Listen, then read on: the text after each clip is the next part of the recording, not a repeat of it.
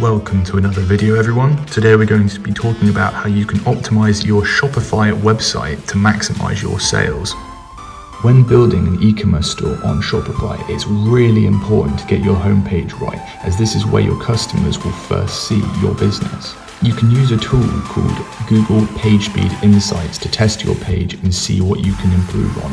For example, certain images or pages may take up a lot of storage and be a lot harder for a user to load on their computer. With design, be sure to keep it clear and simple. You don't want to clutter your page with unnecessary text and images. Another really important feature is to use strong call to action buttons.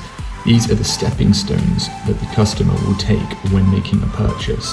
So buttons such as buy now or download today or sign up, these sorts of buttons are what you need to make sure you're including. Try to keep a consistent theme going throughout your site. Keep to your branding, color scheme and fonts, as this will make your page much more identifiable each time someone visits the site.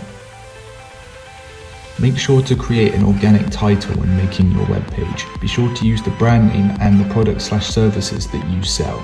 For example, here at Bluethirst, our website has our brand name, the fact we're a PPC agency, and also our services. If you're using Google Ads, then using a heading with a specific product or service that you're advertising for that specific page is really important to include in the title. And as always, thank you for watching, and if you want any expert help marketing your business, don't hesitate to visit our website www.bluethirst.co.uk and book an appointment today.